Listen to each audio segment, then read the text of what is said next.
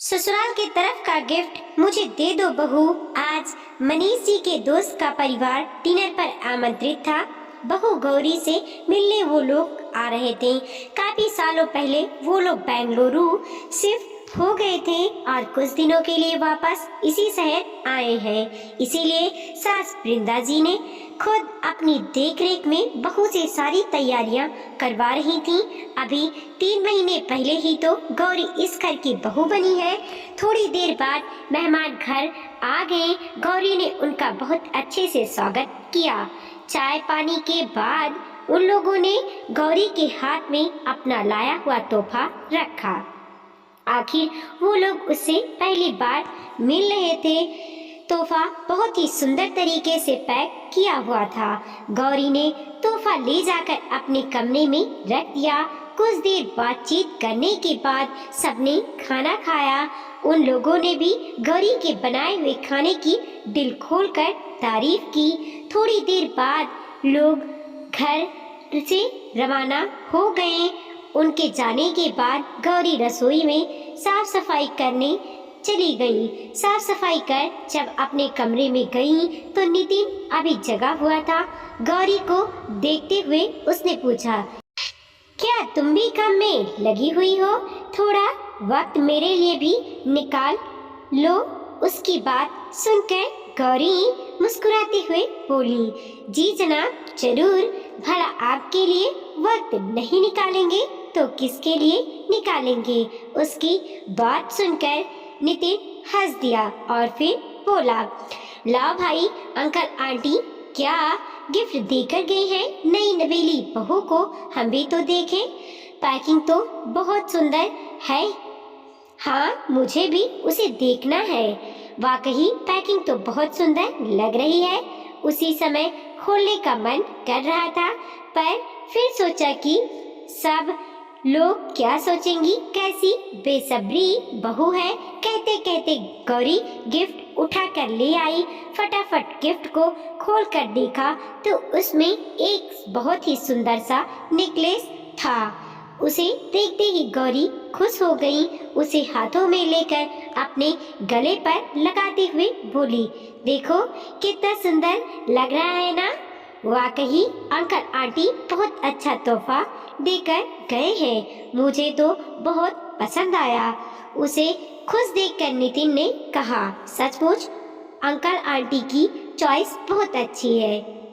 Necklace बहुत सुंदर है। इसे तो मैं 10 दिन बाद मेरे चचेरे भाई की शादी में ही पहनूंगी। सचमुच मेरी कजन्स देखती रह जाएंगी। गौरी नेकलेस को देखते हुए बोली, हाँ हाँ मैडम, पहन लेना।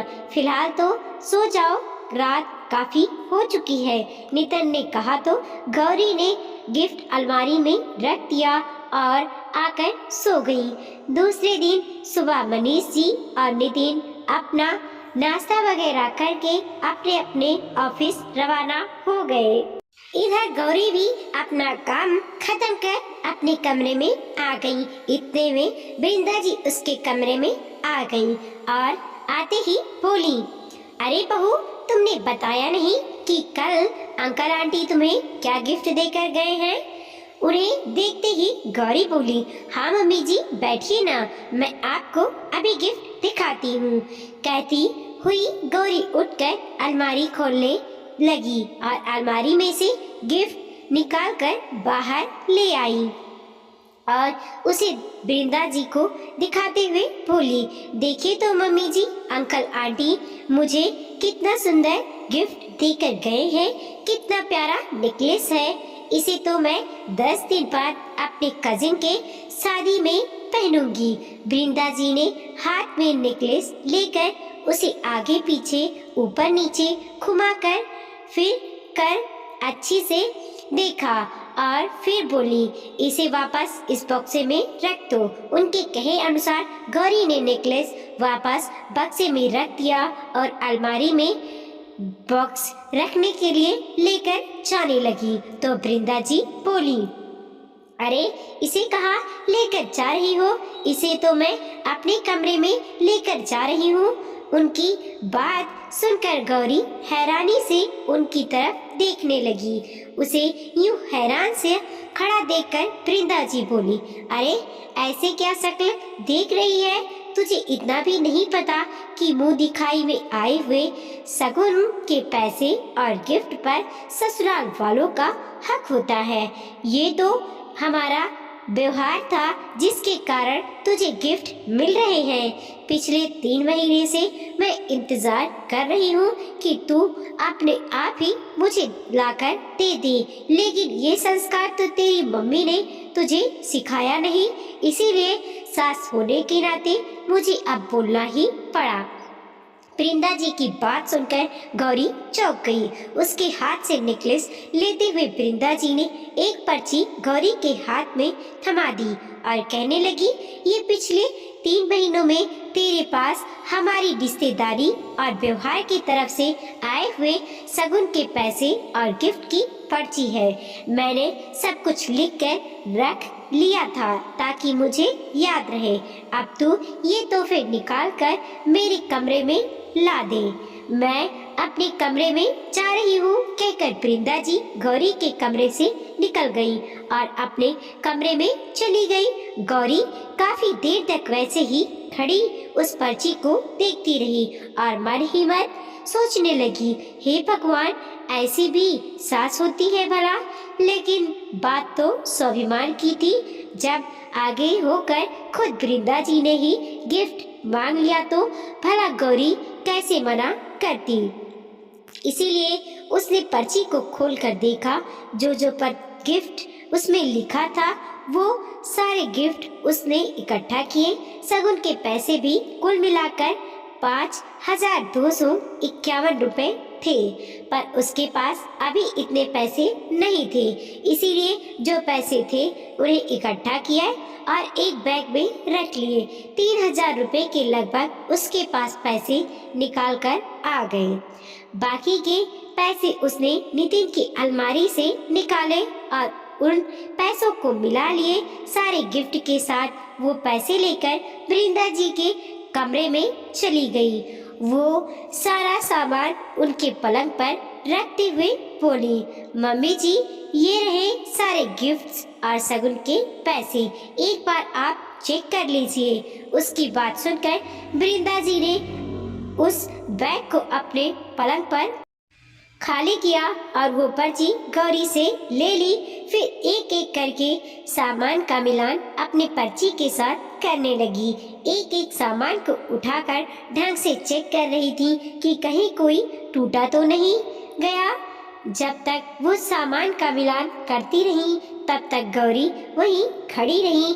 आखिर सारे सामान का मिलान हो जाने के बाद वृंदा जी बोली, ठीक है बहू, सारा सामान है इसमें, अब मैं इसे रख दूंगी, तू जा।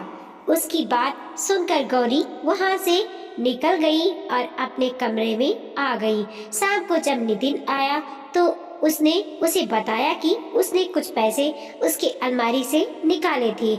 उसकी बात सुनकर नितिन बोला, तो मैडम आज कहाँ घूमने गई थी आप और क्या शॉपिंग करके लाई हो, बताओ तो सही। उसकी बात सुनकर गौरी उसकी तरफ देखते हुए बोली, कहीं नहीं गई थी, बल्कि मम्मी जी को बाकी के पैसे देने के लिए चाहिए थे। उसकी बात सुनकर नितिन हैरान होते हुए बोला, मम्मी जी को बाकी के पैसे? क्या मतलब? कौन से बाकी के पैसे? वही जो शादी के बाद आप लोगों के रिश्तेदार और दोस्त मुझे मुंह दिखाई में देकर गए थे। गौरी ने जवाब दिया तो नितिन अपना सिर खुजलाते हुए बोला, मुझे अभी भी समझ में नहीं आया कि तुम क्या कह रही हो। मम्मी जी के अनुसार शादी के बाद आपके परिवार, रिश्तेदार, दोस्तों की तरफ से कोई भी तोहफा जो मुझे मिला है उस पर ससुराल वालों का हक है, क्योंकि वो सब उनके व्यवहार के कारण मिले हैं। तो आज उन्होंने सारे तोहफे और शगुन के सारे पैसे मांगे थे, जिसकी उन्होंने मुझे लिस्ट भी बनाकर दी थी, तो उसी में कुछ पैसे कम पड़ गए थे, इसीलिए आपकी अलमारी में से निकालकर उसमें पैसे मिलाकर दे दिए। अब आपको भी आपके बचे हुए पैसे चाहिए तो मेरे मायके से जब मुझे विदाई मिलेगी तो मैं उसमें से दे दूंगी। गौरी ने चुपचाप कहा और अपने काम में लग गई। सुनकर नितिन को बड़ी हैरानी हुई। उसने गौरी से कुछ नहीं कहा, पर उसने अपनी मम्मी के कमरे में जाकर उनसे बात की तो वृंदा जी ने इस बात पर सहमति जताई।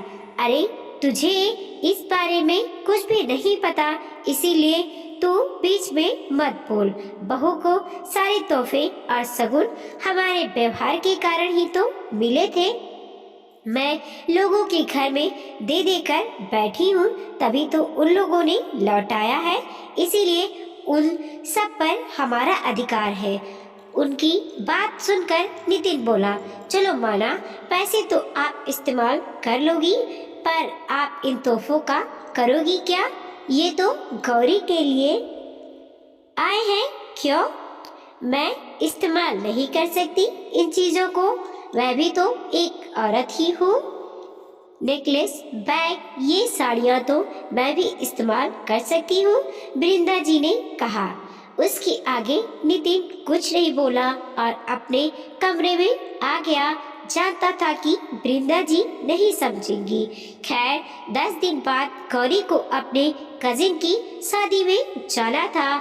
उसके एक दिन पहले नितिन ने उसे अपनी तरफ से शॉपिंग करवा दी। ज्यादा कुछ खरीदारी तो करना नहीं था, क्योंकि 3 महीने पहले ही शादी हुई थी। सब सामान नया था, लेकिन जब सबको दूसरे दिन शादी में रवाना होना था तो गौरी तो तैयार होकर बाहर आ गई, लेकिन नितिन काफी देर तक बाहर नहीं आया।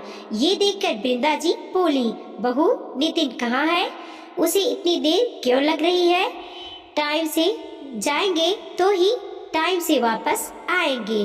पता नहीं मम्मी जी तैयार तो हो चुके थे, अभी तक बाहर क्यों नहीं आए?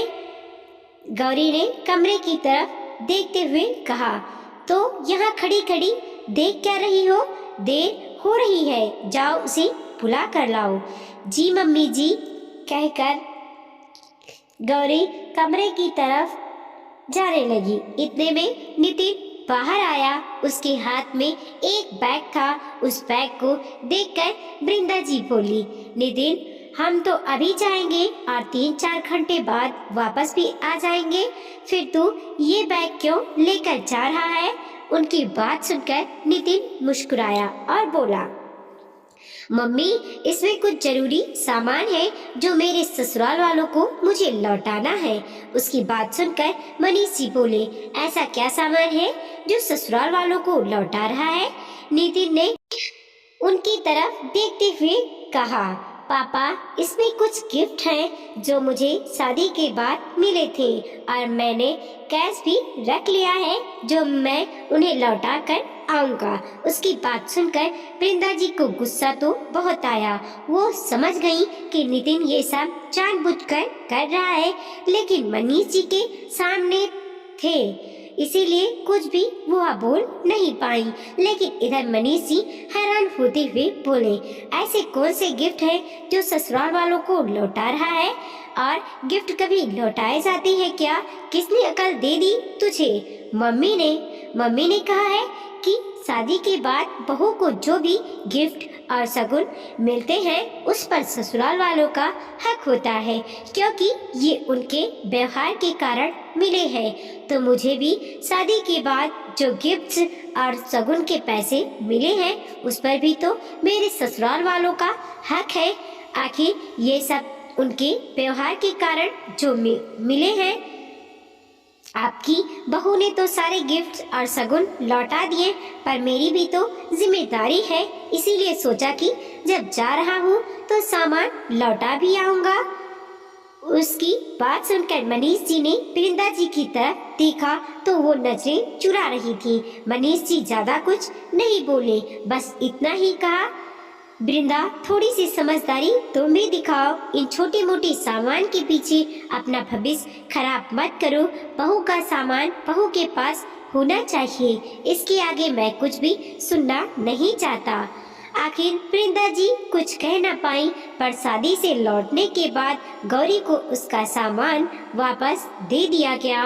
वीडियो को लाइक कीजिए, कमेंट कीजिए और अपने दोस्तों के साथ जरूर शेयर कीजिए। चैनल पे नए हैं प्लीज सब्सक्राइब कीजिए और देखते रहिए मोटिवेशनल स्टोरी। मिलते हैं और एक नई कहानी के साथ।